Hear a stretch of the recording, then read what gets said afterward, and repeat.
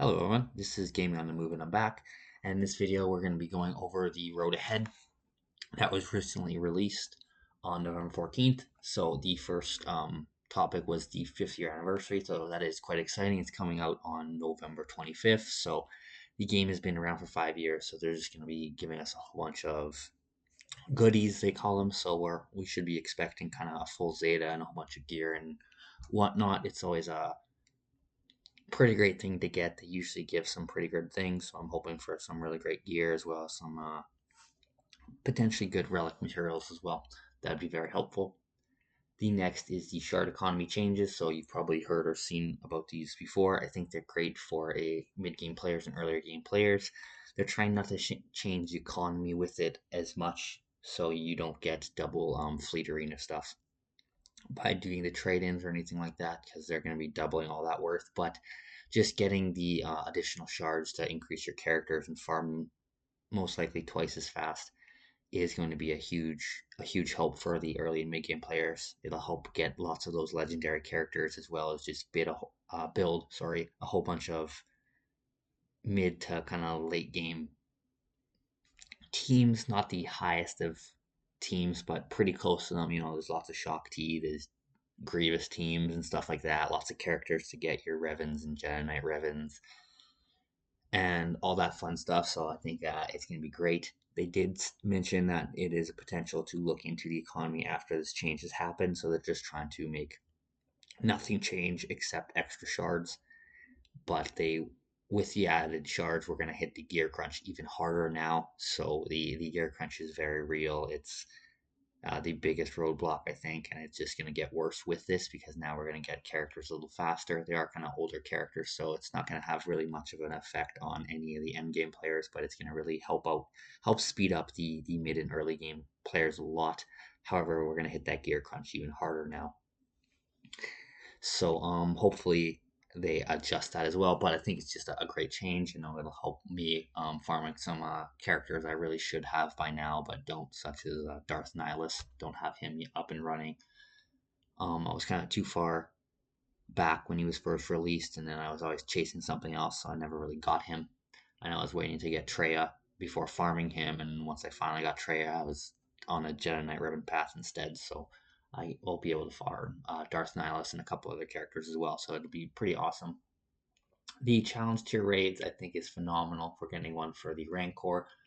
I'm not too sure if this is a guild event or a single event, because the single events are usually called the challenge tiers. It's never been called that for the guilds. However, the Rancor is a guild team, so either way, I think it's going to be important to do this right.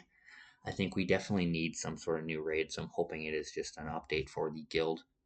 But I would like some stronger or better choices on the levels in terms of difficulty to really spread this update to help mid game as well as end game players. So I want the first level of this challenge tier to be harder than the Sith raid's hardest difficulty, but just a decent step up, but nothing too crazy. So if you are beating the Sith raid just a bit or decent amount, you can still have a shot at this first round for the new Rancor.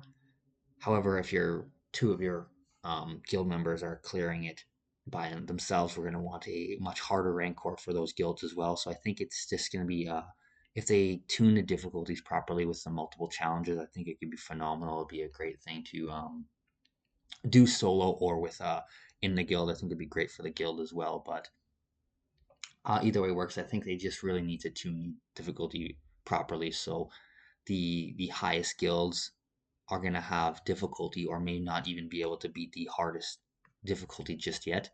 As we go further, we're going to see that they're adding Relic 8, which is not too shocking. But I think it should be the hardest difficulty should be tiered for the absolute best guilds to be at Relic 8 and barely beat it, but have the lowest tier catered so that people who are just beating the Sith raid have something new to play and can still beat it, and then just have the rewards scale accordingly. I think would be great, so then everyone can get a benefit of this this new raid, as well as the end game players would have something to still work towards. Maybe make the second last tier something that they can beat, and then the last tier they just can't beat yet. They need some more characters still.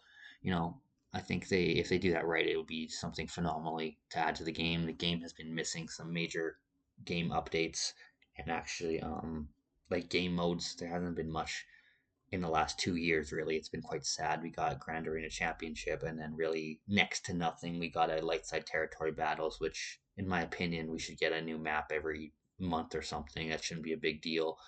But that seemed to be one of the biggest things we've gotten. And then the Galactic Challenges, which are kind of cool, but again, they don't fill that void that we're really looking for as much. They're going to touch base on that a little further, but I think this challenge tier is going to be great. It looks like it's going to be looking a bit better, and then some new mechanics, so it's gonna be fun to work around that.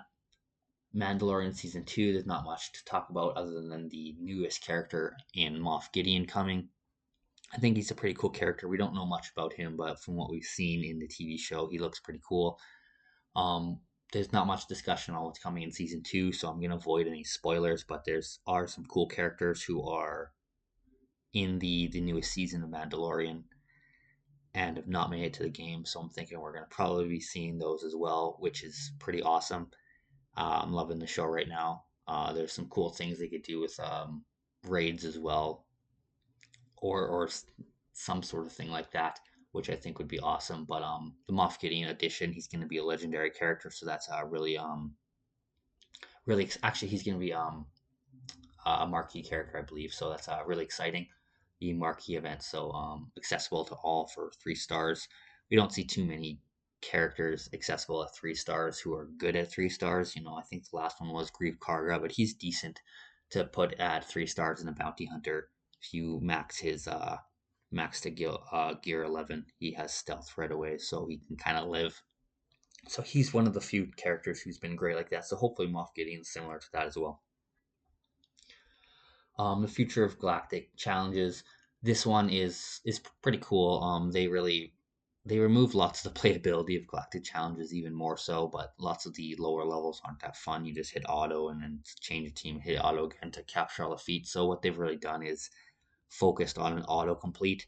So if you can just start the higher rank, the higher tiers, and then if you beat the higher tier, you get all the lower tier reward. So that is nice, but it does remove some of the playability. But again, it wasn't good playability. So I think this is a good move. They're looking to also add new currency with this, which is kind of cool. I do like the new currencies. Um, just being able to either buy. I'm not big on buying characters unless the currency is really free flowing, but I like the idea of just buying extra gear as you need it. It's just another helpful way to alleviate the gear crunch. So I'm really all for this, as well as in February and March, they're gonna be introducing some new major expansion to Galactic Challenges, which is great. I know they said it was going to be the first introduction to the waves of the oceans of content they're bringing, and they haven't brought in any oceans yet. So hopefully, it's the start of a new tidal wave of content. But this is something to look forward to. So overall, I think they touched base on a lot of great things. The mid game players are going to love this shard economy changes. Just for the additional shards, obviously, the overall changes aren't the greatest, and they're kind of just trying to balance it for now. But I think with the new shards, that's just a big improvement. You're just going to have. There's nothing worse than going for a legendary and having gear saved up, and then you just have 3 characters to just farm to um, 2 7-star, and then you're just sitting waiting to farm those. So I think the extra shards are going to be great, and I don't think the economy is going to be impacted too much. But hopefully they realize that the gear crunch gets even worse and they alleviate that. But overall, I think it's been a pretty good road ahead. There's some good things in the very near future, and then in the next couple months ahead, there are some things to look forward to. So I think it's pretty fantastic. I know they did mention Relic 8, but I don't think if you've been playing this game very long that's very shocking. I'm assuming we're going to get to at least Relic 10 one day. So we haven't seen any of the relic updates where you actually get new abilities like they mentioned either. So there's a lot of room for growth under relic. So anytime they're saying new relics come to the game, I'm not too happy because there is a major crunch with it, but it's never too unexpected. But I'm pretty happy with this road ahead. This game has been getting more and more optimistic. They haven't actually done much to make it better, but they've started to talk about making it better, and lots of the talk is seemed to go in the right direction. And the few things they have been doing is definitely going in the right direction. So it seems like this game is starting to turn around and get back its footing, which is phenomenal. I know lots of us have been kind of just holding out. I didn't want to leave the game because it's like it's not bad enough to leave, but I'm definitely not spending because it's not good enough to spend. But it's starting to get to that point that if they make good on some of their promises over the next 3 to 6 months, it could be something that I want to start spending money on again because they kind of fixed all the issues it has, but it still has lots of issues. But it's definitely looking like it's trying to fix them all, or at least the vast majority of them. So it's very positive, good road ahead, and I'm looking to the future for the next ones we get from them. But thank you for watching and have a great day.